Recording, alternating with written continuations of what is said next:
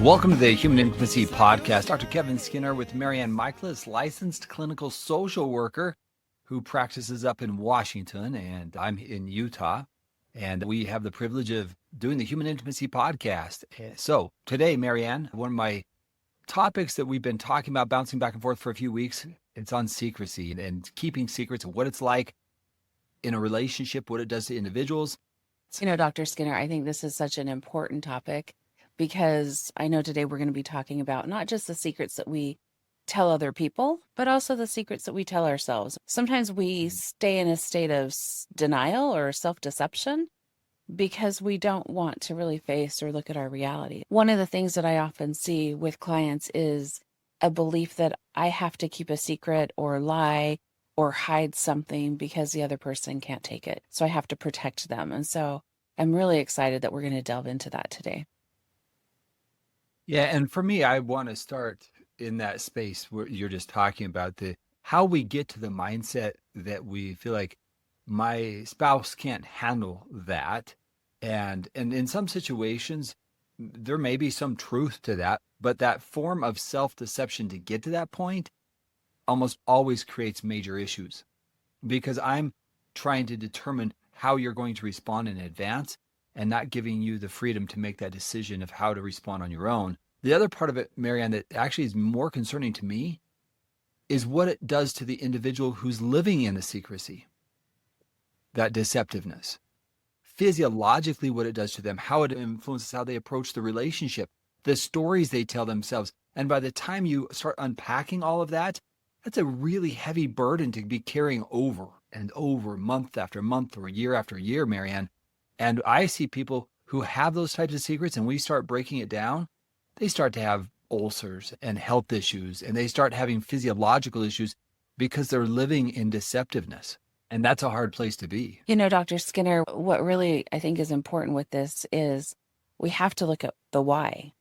And so usually when we're saying this person can't handle the truth, usually that's a self-protective behavior.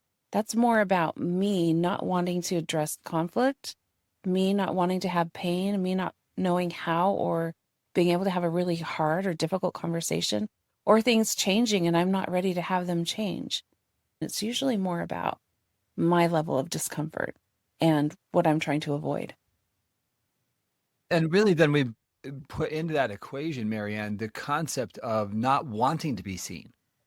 Because when I keep a secret, it's usually because I don't want other people to see what's actually happening. I don't want them to know, because if they knew the details, they would reject me. They wouldn't want to be with me. And so the whole interpretation is, I don't believe that other people can handle it. And really, I don't know if I can handle it myself. So what you're talking about is that vulnerability and the shame. The shame if they knew, if they really knew. So we're talking more about like the hiding the secret. If others knew, right. Or if I show up in this place and let this out or talk about it or address it, I'd be cut off. We're wired for connection. We're wired to connect. We're social creatures. That's what we need. And that feels life-threatening, or it can. And so when we start to break it down, we see the reason for it. I'm afraid of rejection. I'm afraid that I won't belong. I'm afraid that I'll be put out, so to speak. And so that secret then stays inside. It reminds me of the work by Dr. James Pennebaker. It always amazes me when I look at this research of what happens when individuals are not able to talk about details of their lives, both positive or negative. And I remember one study where he was looking at individuals who had good news. I'd gotten into a sorority or something positive. I got a raise at work, but maybe they couldn't tell other people. And in one case, it was this girl who had got into a specific sorority and she was so excited, but her best friends didn't. And so she was the only one accepted in. And so she didn't know how to deal with that. And that was an example of, even if I have good news, it has negative effects on my health and on my emotional depression or anxiety when I can't speak to those things. Taking that in context, what happens when I have this hidden behavior, this secretive behavior that I'm not able to talk about?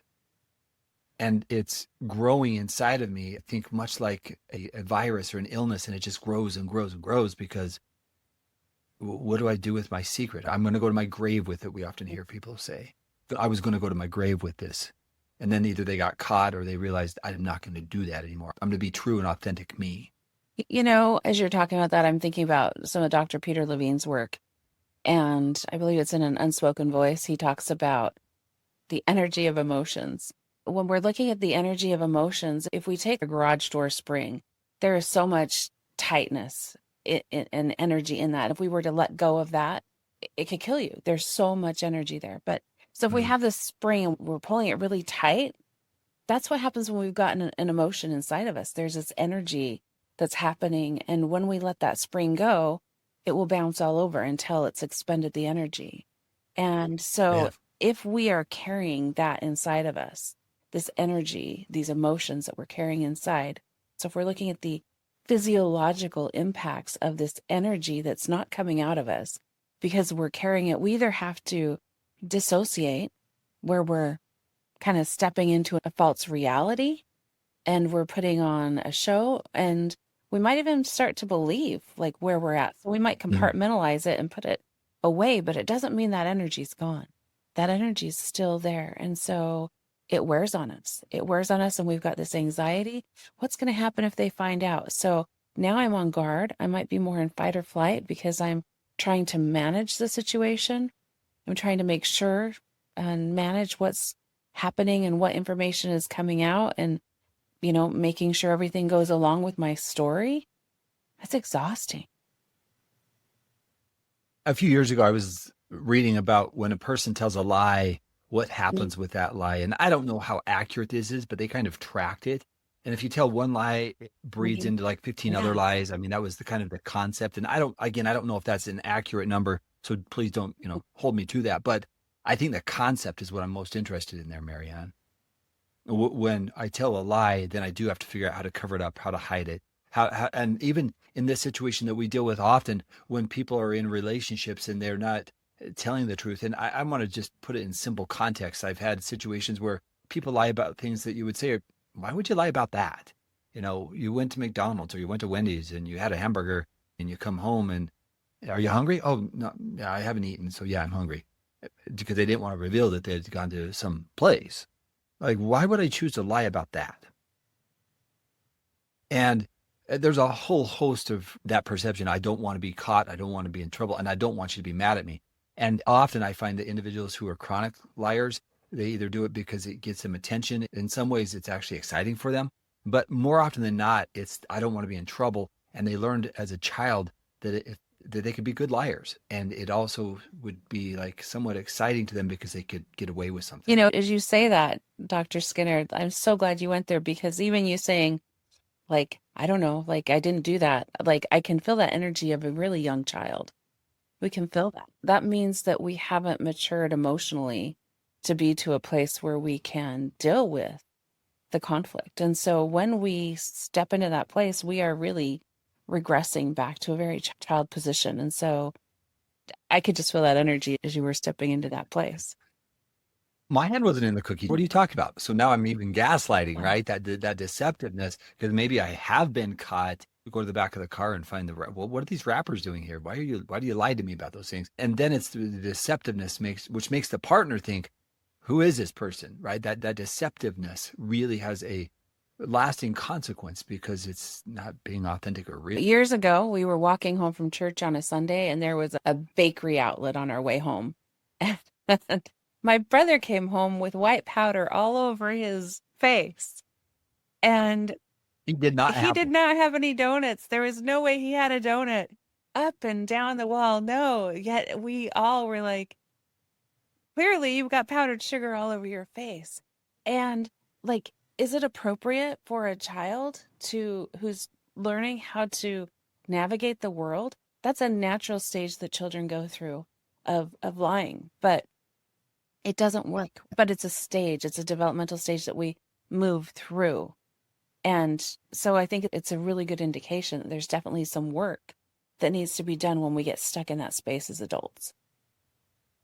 Yeah, and I'll never forget 2013 at the certified sex addiction training that I was doing, and Patrick Carnes was there, and he said a statement that just has stuck with me over and over, and I've used it in almost everything that I do in training.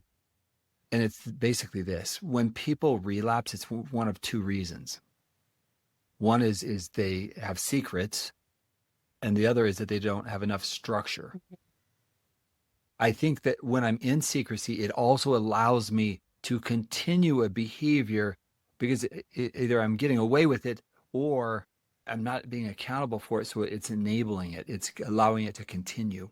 And so in that secrecy, I am more likely or more prone to continue relapsing. So let's talk for a minute about how that impacts a relationship.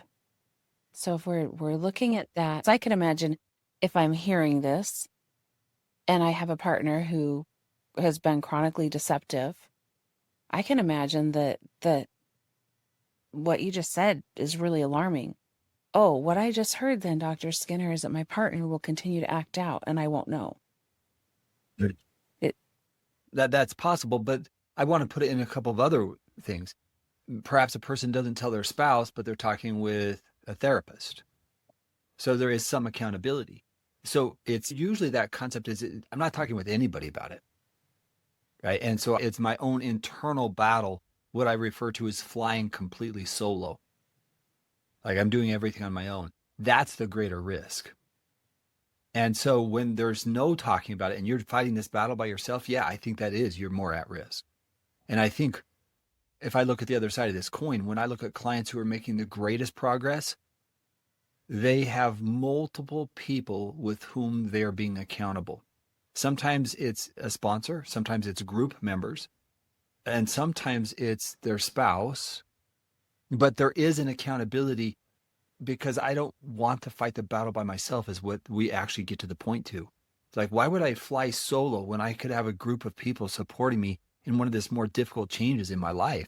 And when my clients understand that concept and they start flying with wingmen, as I often say, then we actually do phenomenal things and the progress is accelerated. And that's one of those things that I look at the group that I run. Man, I love these guys.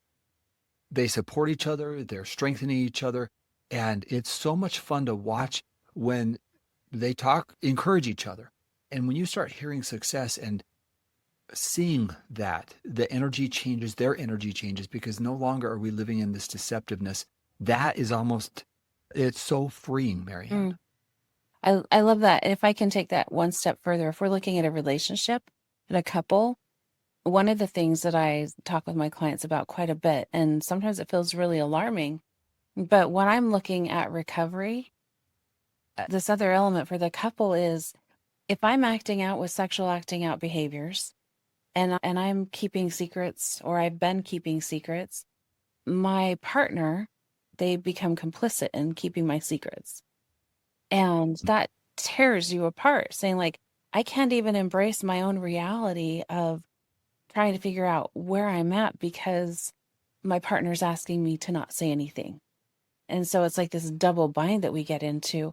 One of the things that I love and where I really see progress for the coupleship, but for healing for both partners, is when the acting out partner or the person who's been keeping secrets can show up and say, even to their partner's family, say, I need to let you know that I have hurt my partner. I betrayed them. I've cheated on them, whatever that is. And they can use high level language or more detailed, kind of depending on whatever the situation is. But at least acknowledging that is stepping into the story, stepping into the responsibility, not just telling my partner, but telling the people around so that my partner can show up authentically and get the help from those wingmen, the support network that is needed. And for both of us, both parts of the couple need to be able to have honest conversations, not just with themselves, but in their support networks to some degree, at least. Yeah, this is such a tricky question. So to our listeners, I want to give you 1,000 caveats on this one because what I don't want you to hear is we need to go talk with people right now. That process is usually a painstaking, who are we going to talk to? If we don't know how they're going to respond, then what are we going to do? I'll give a couple examples of this. A few years ago, I had an opportunity to talk with a couple. There was a tremendous impact on her and her relationship, but she had a really close relationship with her family. They collectively together decided, I don't think we're going to tell our families. It's just too much of a burden. But there was still inside of her a feeling that would often be described as, I can't be my authentic self Right. anymore. I can't share what I'm experiencing. And my siblings have even said, are you doing okay? And that question I was not prepared for, because they had observed something inside of her that Oh, she wasn't okay. They knew something, but they didn't know what. And that for her was devastating, because I love my family. They're caring, they're kind, they would be supportive. So I paused and said, why are you not sharing this? And I listened to their story. And after they were done with that, he's like, we've got to tell your family.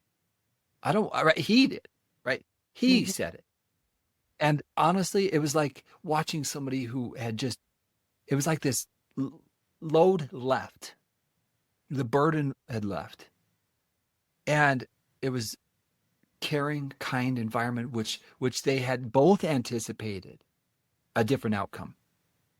That's one version. The other version is when we talk with people and they're hurtful in how they respond.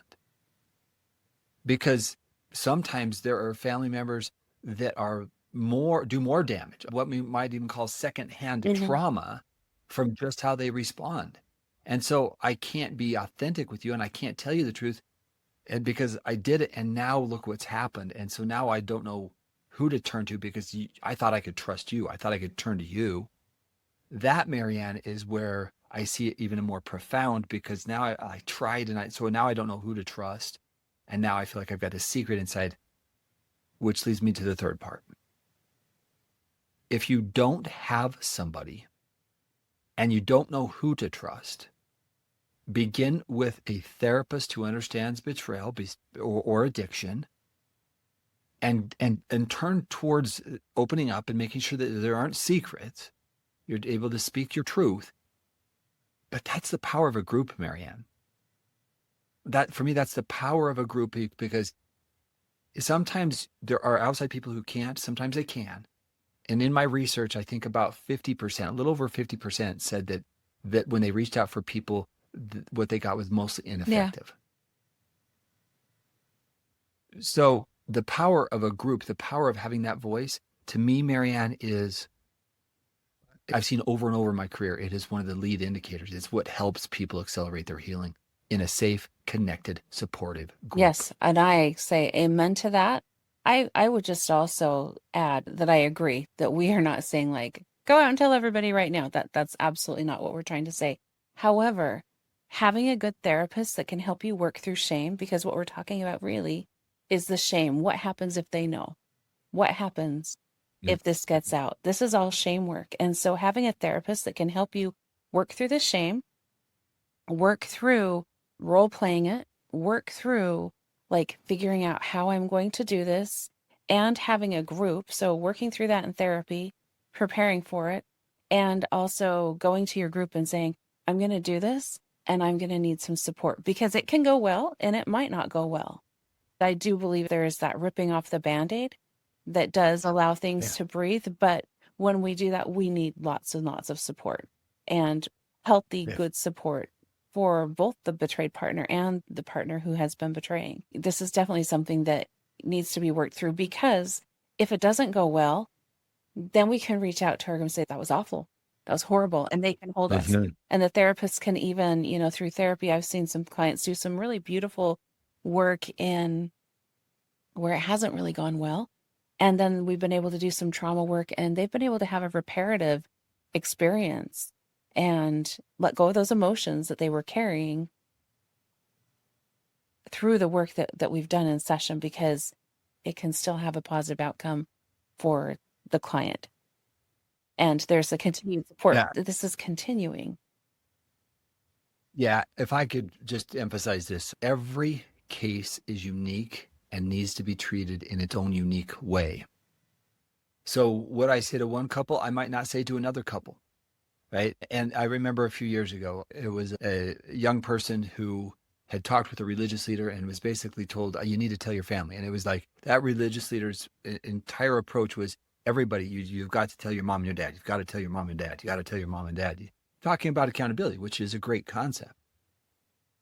But what he didn't understand, that religious leader, is that not all parents are created equal. Because what that young man got from his mother in particular every day was a repent or go to hell scripture. Mm. And it was so shaming and so you're not worth it, you're losing it, you're bad. And that was the message that came over and over through, you've got to get your act together, you've got to do this. And it was, for him, it was just so devaluing and rejecting that he almost had to, that experience, he had to learn how to separate from that toxic shaming environment for his ability to heal. And so when you go into an environment where you are not only trying to be vulnerable, because I think if we look at the other side of that, we're asking people as they deal with secrecy to lean into vulnerability. But if we're leaning into vulnerability in an environment that is going to be rejecting and punishing and negative over and over and over again, the healing doesn't really occur, because I often ask my clients to be vulnerable, but I also have to be sensitive to of being vulnerable.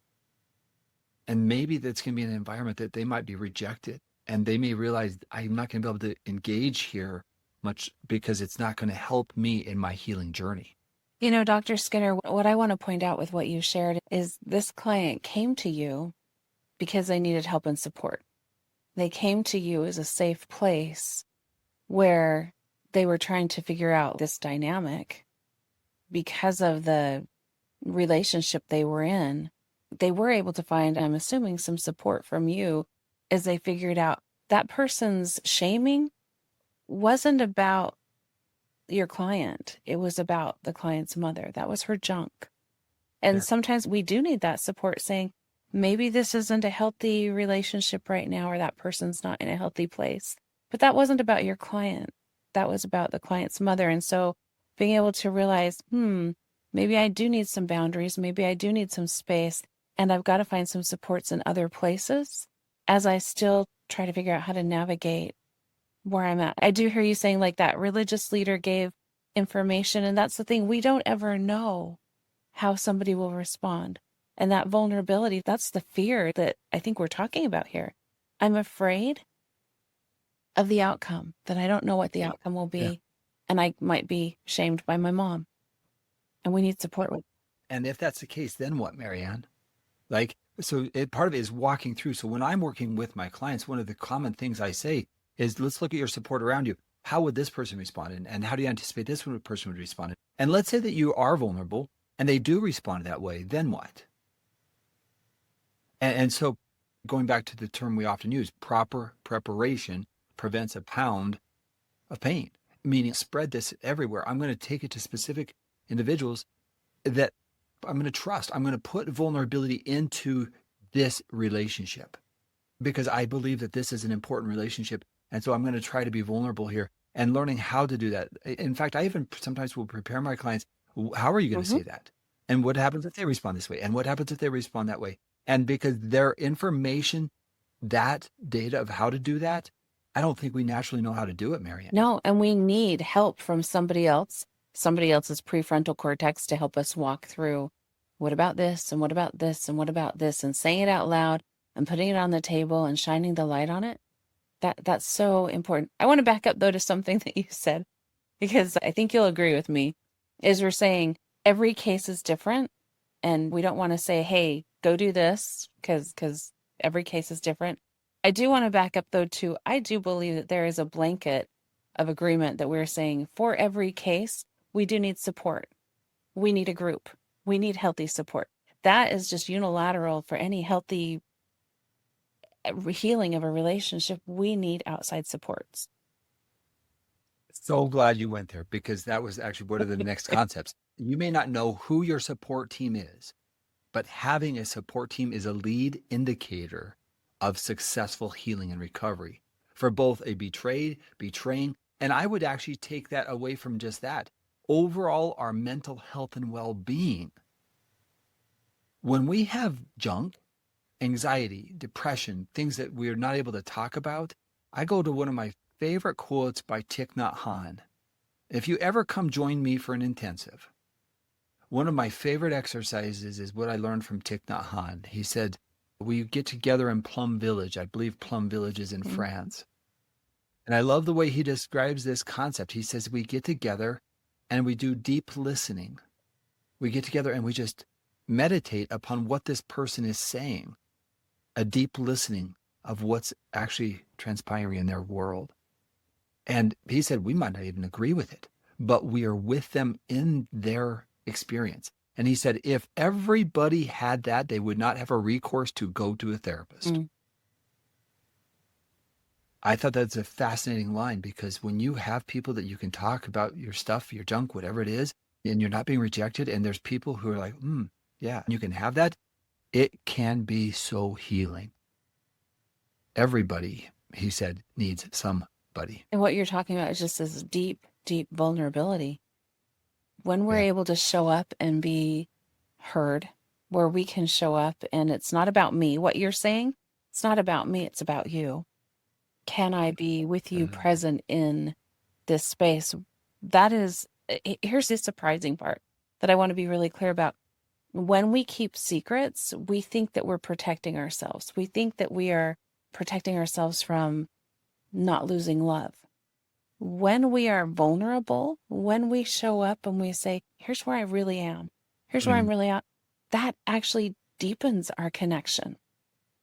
And so we keep secrets to protect us from losing connection. But when we actually show up authentically and honestly, that drives that connection that we're seeking. It's the opposite of what it keeps us further away from what we're actually seeking and wanting and needing. Yeah. So I know I've said this different ways, different times, but as we look at human intimacy, it requires vulnerability. And it requires the light being shined inside of us to be seen. And when we don't want to be seen, we're uncomfortable being seen, what we're in essence doing is we're saying, there's something wrong with me that I can't allow you into my world. That's really what it is. My shame, my whatever it is, you don't want to see me. You don't want to see me is really what that's about. And I just reemphasize, when you see people shift from that silent, secretive, deceptive world and into a world of accountability in meaningful ways, that is extremely healing, powerful, connecting, and dare I say, intimate. That's what we're looking for, MaryAnn.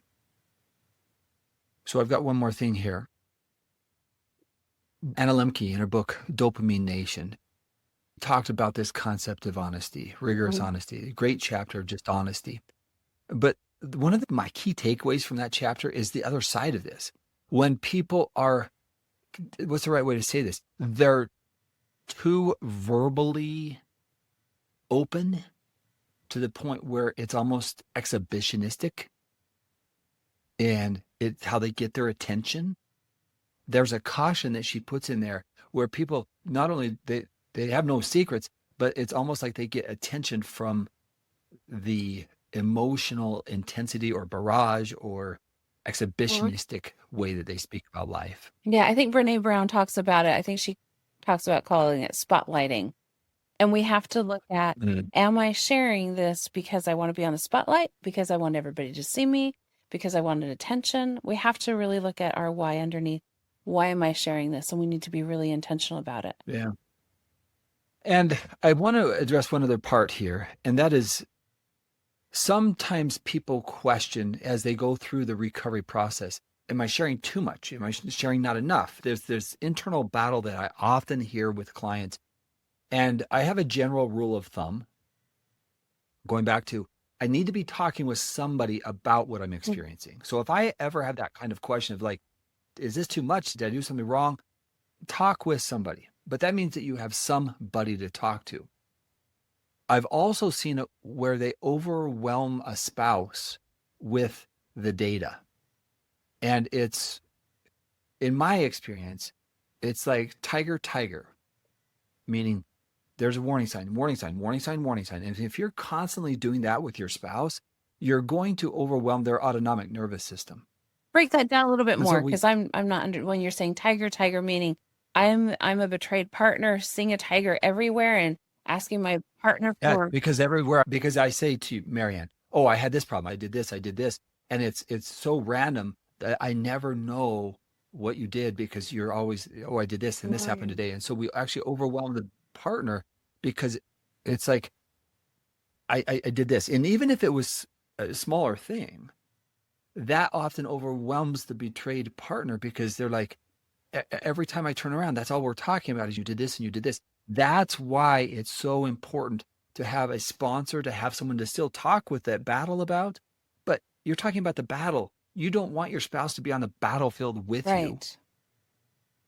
That's where I see many couples make mistakes. They bring the spouse to the battlefield and say, well, are you hurt? And I think what you're talking about is like every thought. I had this thought here. I had this thought here. I was tempted here. I had this thought here. And what a betrayed partner, what a spouse that's wanting to build trust really wants to hear is, I had some struggles today, and here's what I did to get through it. I reached out to my support group. I was really struggling. I called my friend Jimmy. That's what Right. brings healing and trust is, okay, great. Not great that you're struggling, but I appreciate that you're showing up and helping me understand. But yeah, I don't need to know every single stroke of the sword. I just need to know, am I safe? Yeah. And that's something that I often get questions about. What's too much? What's too right? If you're in a battle, you need to have somebody to talk to. Mm. So you're not flying solo, as we said. But the caution is if you're bringing your spouse onto the battlefield with you, I want you to be the spouse, not the accountability person, not the sponsor. Some people may do that in the beginning, but generally speaking, my goal is to transition that to a sponsor or an accountability team. So your spouse can still get conversation and we can still talk about it, but it doesn't need to be day to day, moment by moment. Here's play by play of my day. Yeah. And I would add to that, because if you're really working recovery, it's more about what is seen and felt rather than, our actions, and 97% of what we share is nonverbal. And so what a partner may be picking up is, am I safe? And questioning, I'm not sure, but it's about how our nervous system settles as well. I do want to shift just one other area of this that I want to make sure that we talk about. And that's really looking at sometimes, like, if we're keeping secrets, even as a group, if we're saying, hey, there may be a whole group of secret keepers that are involved together, I think it's really important to look at that and say, why? I think it's important to really look and say, what is our purpose? What are we trying to avoid even together as a group? Because sometimes we may say that person, we can't talk about this because they can't handle it. And what we actually might need to be talking about is, what's going on with that person that they can't handle it? What's really at issue here? Is it that we need to keep the secret over here from them? Or do we need to be addressing the issue that's not being addressed? What are your thoughts on that? I want to look at this from different ways because throughout my career, I've seen similar situations. As a group, we decide that this person can't handle XYZ Right. experience. That may or may not be true, depending on their mental status. If they're, say, for example, suicidal, I can understand certain things. But in general, a group deciding that a person can't handle something, if you really want to give someone a really difficult experience, everybody knows but you because you can't handle it. That is emotionally non-valuing, very painful.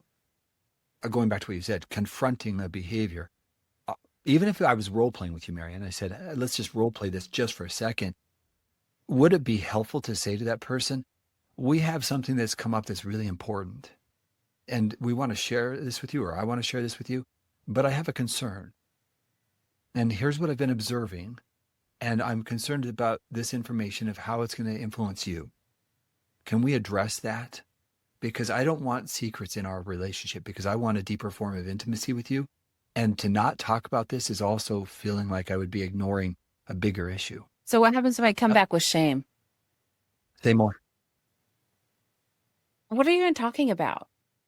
What's going on? Why wouldn't you tell me something? Like, I'm totally fine.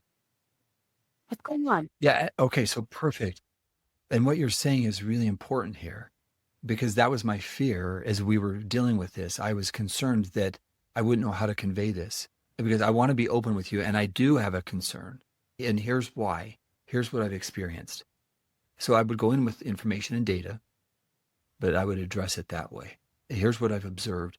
And that was my concern. But I don't want secrets. That's why I'm coming to talk with you now. What you're talking about, that's not even a problem. I don't even know what you're talking about. Mhm. It's not a problem. Okay. So you don't see these things as a No, problem. we're fine. Mm, okay. And that's concerning for me, right? So if you don't see those as a problem, that's concerning for me. Because here's the information that I have, and that's why it's a concern for me. So hear you saying that it's not a concern, that does concern me. I don't know why it's concerning to you because it's not even a problem. It's just ridiculous. I don't know why we're having this conversation. And I see that you don't see it as a problem, but I do feel it's a problem. And that's something we're going to have to address, because we don't see eye to eye on this one. This is a place where I think definitely like therapeutic support from, support network is going to be really important. So especially, as I didn't see it was a problem, what do we do then? Well, that's a great question, because in that situation, I would respond with, help me understand. Here's the information that I have, whatever the issue is. Here's the information I have. Help me understand why you don't see that as a problem, because I'm obviously missing something here. You don't see XYZ behavior as a problem. Help me understand where you're coming from, because obviously I don't understand. Mm. So I'm asking for clarity and information, being more specific. You're saying you don't see it as a problem. I've come with the information. And now I want to talk about your perception of that, why you don't see it as a problem. And as I'm hearing you say that, Dr. Skinner, I think I would also add to that, maybe even really stepping into my present personal state, really talking about how hard it is for me, what's going on for me that it's not seen as a problem. So you've presented it and said, here it is. But if I'm defensive, I'm feeling blamed, and like that shame wall's probably coming up. And so even stepping into, let me tell you how that's impacting me. Let me tell you what's going on for me when this happens. I feel really confused right now and I don't know what to do. I feel scared. I feel scared because I see this happening and it's not a problem for you, but for me, it's a problem. And I don't know what to do with this. So really owning where I'm at with that, I think would also be helpful, because once again, that's the stepping in with that vulnerability into that space that we really are aiming for. And in this situation, with most people, I think with that, your initial response would probably shut it down, or it would escalate. Mm-hmm. And what you just did is, I'm experiencing that type of I statements, that type of experience of what's happening inside of us, and communicating that is a really critical part. Yeah. It's really tricky to be defensive when somebody's saying, here's what I feel, what I'm experiencing. Right. And once again, stepping out of the secrecy, stepping into the light, and showing up and having the supports in case it doesn't go the way that I hope it will go. Great conversation today, MaryAnn. I appreciate just this conversation. It's really enjoyable to get together and talk about these important issues. To our listeners, we thank you for your time. And we appreciate all that you guys are doing and just helping us promote this, because we know what you're doing. We know you're pushing the like button, and we also know that you're sharing it with your friends. So we appreciate you for doing that. Thank you for joining us. And we hope this is helpful for each of our listeners, that it will be something that will benefit and bless your lives as you work on creating places where you're showing up and deepening your relationships. Thank you for joining us today. Yeah. And I'm going to put one more plug in. If you know somebody struggling with pornography, we're going to be releasing our 4th episode soon on the healing from pornography and rebuilding your life. It's now available on Apple and other podcasts, wherever you get your podcast. So it's simply a podcast designed to help people wanting to recover from pornography use. Awesome. All right, everybody, have a good week, and we'll be back with you next week. All right. See you later.